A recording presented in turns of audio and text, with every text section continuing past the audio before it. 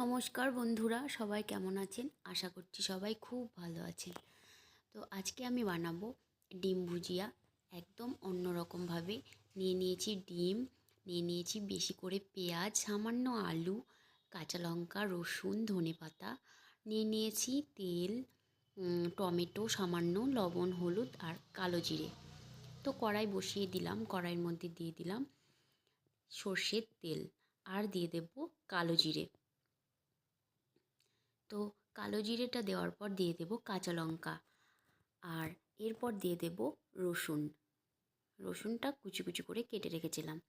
তো একটু নাড়াচাড়া করে নিলাম রসুনটা। তো নাড়াচাড়া করে নেওয়ার পর ওর মধ্যে দিয়ে দেব পেঁয়াজ কুচিগুলো দিয়ে দিয়েছি। এরপরে হালকাভাবে একটু নাড়াচাড়া করে নেব। আর এইভাবে কে কে ডিম ভুজিয়া বানাও অবশ্যই কমেন্ট করে জানিও। আর দিয়ে দেব আলু, সামান্য আলু দিয়েছি, বেশি দিইনি। তো এইরকমভাবে ডিম ভুজিয়া কে কে বানিয়েছো অবশ্যই কমেন্ট করে জানিও। দিয়ে দিলাম পরিমাণ মতো লবণ আর দিয়ে দিলাম পরিমাণ মতো হলুদ। তো দেওয়ার পর এবার ভাজা ভাজা করে নেব। আলু, পেঁয়াজ, কাঁচা লঙ্কা, রসুন একসাথে সমস্ত ভাজা ভাজা করে নেব। এরকমভাবে ডিম ভুজিয়া রুটি বা পরোটা দুটোর সাথেই প্রচণ্ড ভালো লাগে খেতে। আর এই শীতের রাতে তো এরকম ডিম ভুজিয়া গরম গরম হলে আর কোনো কথাই চলে না। তো এদিকে হয়ে গেছে ভাজা, আর আলুটাও সেদ্ধ হয়ে গেছে, পেঁয়াজটাও তো একদম নরম হয়ে গেছে। তো এরপর আমি দিয়ে দেবো টমেটো একটাই দিয়েছি, আর খুব জিরি করে আমি কেটে নিয়েছি টমেটোটা।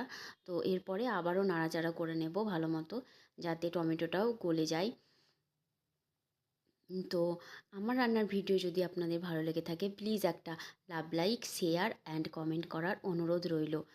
তো এদিকে দেখো হয়ে গেছে, কালারও চেঞ্জ হয়ে গেছে পুরো, দেখতে তো খুব সুন্দর হয়েছে। এরপরে আমি মাঝখানে ফাঁকা করে নেব, চারিদিকে সরিয়ে দেব আলু পেঁয়াজগুলো।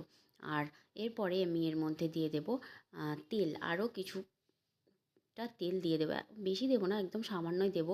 তো দিয়ে দিলাম। এরপর আমি এর মধ্যে ডিমগুলো ভেঙে দেব। তো এরকমভাবে ডিম ভুজিয়া কে কে বানিয়েছো বা বানাও অবশ্যই কমেন্ট করে জানিও। আমি এইভাবেই বানাই যখন রুটি বা পরোটার সাথে, প্রচণ্ড ভালো লাগে খেতে। তো দিয়ে দিলাম ডিমগুলো। এরপরে এইভাবে ঘুটে নেব, তারপরে আলু পেঁয়াজের সাথে মিশিয়ে নেব। আর স্কিপ না করে কিন্তু অবশ্যই পুরোটা দেখতে থাকুন, অবশ্যই ভালো লাগবে। তো এরপরে ভালোভাবে নাড়াচাড়া করে নেব, যাতে ডিমগুলো ঝুরি হয়ে যায়।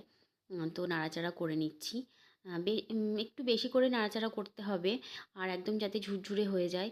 তো ডিমের কিন্তু একদমই কাঁচা গন্ধ থাকবে না এতে। আর সবশেষে দিয়ে দেব ধনেপাতা কুচি।